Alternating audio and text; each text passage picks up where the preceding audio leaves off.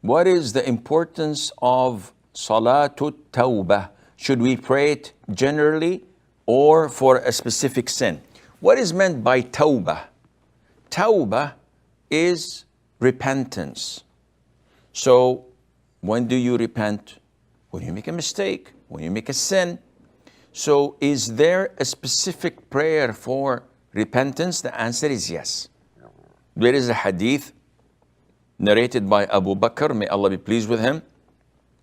And this was reported in Abu Dawood, the Sunan, where the Prophet said, alayhi salatu that whoever commits a sin and then he performs an excellent wudu, ablution, and prays 2 rak'ahs, seeking Allah's forgiveness, Allah will forgive him. So these 2 rak'ahs are for a specific sin. Whatever you do, whether a major sin or a minor sin, once you have committed it and you feel that you want to ask Allah to repent on you or upon you, then you offer these 2 rak'ahs. Now remember that there is a difference between repentance and seeking forgiveness. When seeking forgiveness, this is dua. I can say, Allahumma ghfirli, or Astaghfirullah. I seek Allah's forgiveness, or Allah forgive me. This is dua.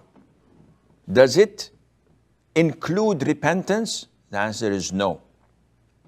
Because it's something that I say. I may say it without intending it. While repentance is not something you say. Repentance is quitting the sin. So if I'm smoking and I say, oh, astaghfirullah, smoking is bad, man, this is awful, I should not do this. And I'm still continuing to do it. This is no repentance in here. It has to be accompanied by great remorse. The Prophet said, alayhi salatu wasalam, repentance, or he said, remorse is repentance. So without remorse, without the burning and the boiling of your heart over that sin you had committed, there's no repentance. So if I committed a sin and then I speak to others, Wallah, yesterday I did this sin, wow, man, it was a blast. Where's the remorse? I don't have any remorse. It was fun, but I don't do it anymore because it's sinful. But I don't feel any remorse in my heart. Your repentance is not accepted. Sheikh, how can I get remorse? By fearing Allah. I don't drink anymore, Sheikh. I don't fornicate anymore. I don't party anymore. But I don't feel the remorse. Allah will not forgive you your sin until you find the remorse in your heart. And this is attained by knowing Allah Azza wa Jal, knowing His beautiful names and attributes, knowing that He is severe in torment and punishment, and fearing His wrath. But when you don't know Allah Azza wa Jal, this is why you don't feel any remorse. And with all of that, you should ask Allah for forgiveness. You should intend not to do that sin again. The whole package is called repentance. So it's different than seeking forgiveness.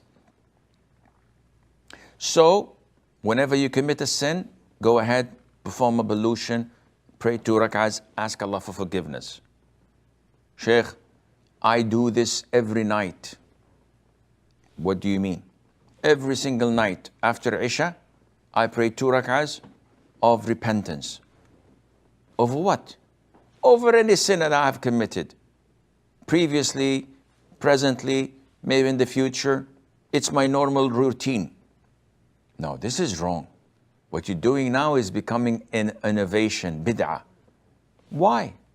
Simply because the Prophet made a condition, alayhi salatu wasalam, that whenever you sin, so this has to be a particular sin that you're praying and offering these 2 rak'ahs for repentance, not generally speaking.